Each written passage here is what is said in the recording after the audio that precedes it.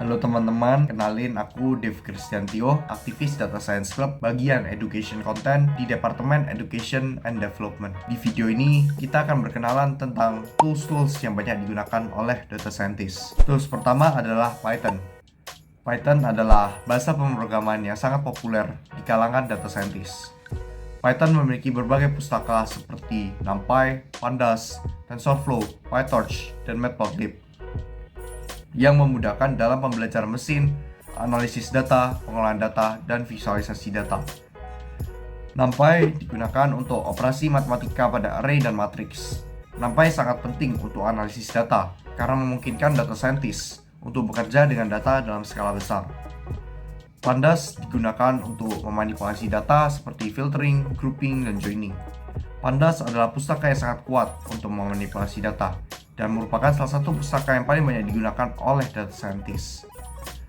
TensorFlow dan PyTorch digunakan untuk machine learning dan deep learning. TensorFlow dan PyTorch adalah dua pustaka machine learning dan deep learning yang paling populer.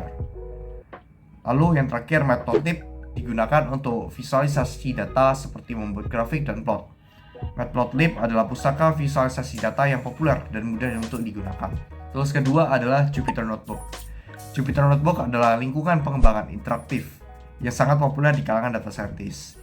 Tools ini memungkinkan kalian untuk membuat dan berbagi catatan dengan kode, visualisasi, dan teks explanatory. Jupyter Notebook memiliki beberapa keunggulan, antara lain, dia mudah untuk digunakan dan dipelajari, mendukung berbagai bahasa pemrograman, dapat digunakan untuk membuat dokumen yang interaktif dan menarik, dan masih banyak yang lainnya. Tools ketiga adalah R. R adalah bahasa pemrograman yang digunakan secara luas dalam analisis data.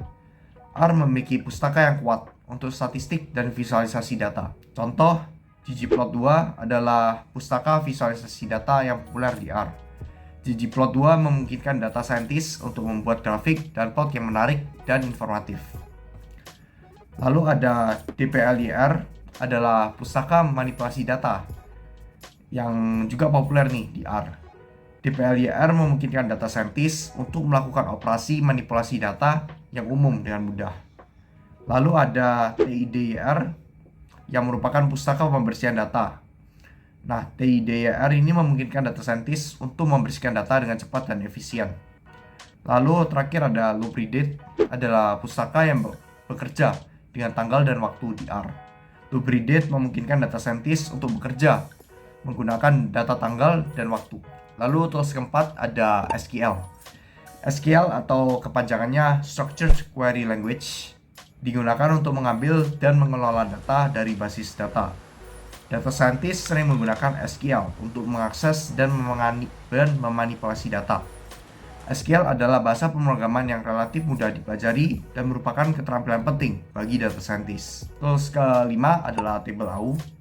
TableAU adalah alat visualisasi data yang memungkinkan data scientist untuk membuat dashboard interaktif dan melaporkan hasil analisis dengan mudah.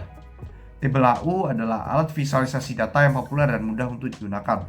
TableAU dapat digunakan untuk membuat visualisasi data yang menarik dan informatif. Tools keenam adalah Git dan GitHub. Git adalah sistem kontrol versi atau version control system yang membantu dalam mengelola sumber kode. GitHub adalah platform tentunya dalam berbagi kode yang sering digunakan untuk berkolaborasi dalam proyek data science. GitHub dan Git adalah alat penting untuk mengelola proyek data science. Git memungkinkan data scientist untuk melacak perubahan kode, dan GitHub memungkinkan data scientist untuk bekerja sama dengan orang lain pada proyek yang sama. Itulah beberapa alat yang banyak digunakan oleh data scientist. Penting untuk diingat bahwa pemahaman yang mendalam tentang tools atau alat-alat ini adalah kunci bagi kita untuk menjadi seorang data scientist yang sukses. Selain 6 alat yang disebutkan di atas, ada beberapa alat lain yang juga sering digunakan oleh data scientist. Nah, antara lain contohnya scikit-learn yang merupakan pustaka machine learning yang populer untuk Python. Lalu ada TensorFlow Hub, yaitu repository model machine learning yang sudah jadi yang dapat digunakan oleh data scientist. Lalu ada juga Azure Machine Learning yang merupakan layanan cloud yang menyediakan alat dan sumber daya untuk machine learning. Dan terakhir ada Google Cloud Platform yang merupakan layanan cloud yang menyediakan alat dan sumber daya untuk data science. Nah, dengan mempelajari alat-alat yang udah aku sebutin di atas, kalian akan memiliki dasar yang kuat untuk memulai karir di bidang data science. Sekian dari aku, makasih ya.